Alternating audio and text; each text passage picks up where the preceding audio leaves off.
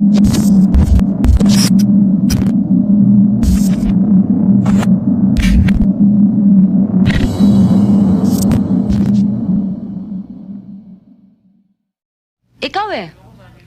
ang hirap sa'yo Akala mo palagi kang tama. Bakit sa dahil palagay kita Ay kumagaw ka nila sa akin. Para namang hindi ako importante. Hoy, babae, ba't ngayon ka lang? Huwag mong sasabihin sa akin sa eskwelahan ka nang galing niya at babanatan kita. Hindi, Will. O paano? Mauna na ako sa'yo. Sabihin na tayo. Magtatatlong dekada na mula nang pumanaw sa edad na 18 dahil sa aksidente ang kilalang sexy star noong dekada 80 na si Claudia Sobel o Thelma Maloloyon. Natatandaan niyo pa ba ang isang kilalang premyadong sexy star ng dekada 80 na si Claudia Sobel? Nagulantang ang lahat nang mamatay si Claudia Sobel at natuklasan na buo pa rin ang kanyang katawan sa loob ng 30 taon.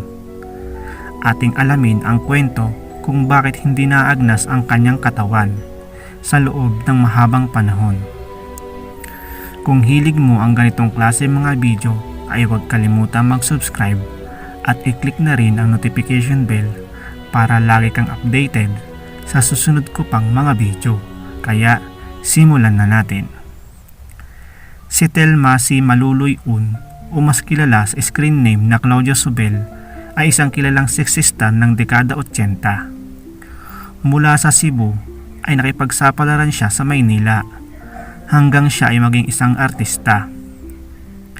Unang pumutok sa kanyang mga pelikula ay ang Dracula, Shame at Uhaw sa Pag-ibig. Lalong nakilala si Claudia matapos mapabilang sa mga premyadong pelikula na Bayan Ko, Kapit sa Patalim at Sinner or Saint.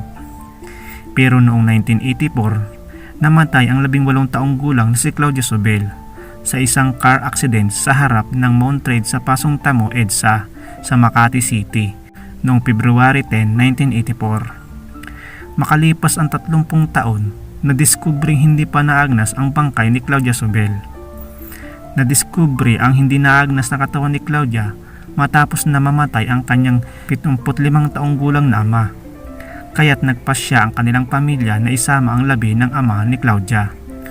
Ngunit nang buksan ng pamilya ang kabaong ni Claudia, nagulat ang lahat dahil buo pa rin ang kanyang buong katawan na mayahambing sa kaso ng hindi nabubulok na katawan o isang mummified.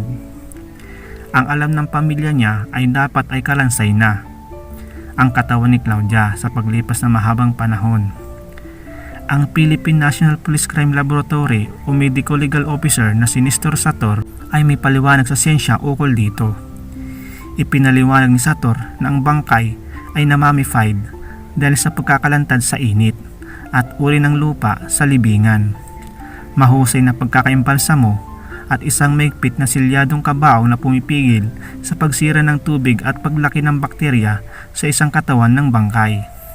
Ang paliwanag sa Sator ay napatunayang totoo sapagkat noong November 2019 muling hinukay ang libingan ni Claudia upang isama ang labi ng kanyang namatay na ina. Noon ay natuklasan na nga na ang kanyang katawan ay ganap ng nabubulok. At iyan ang maiksing kwento kay Claudia Sobel.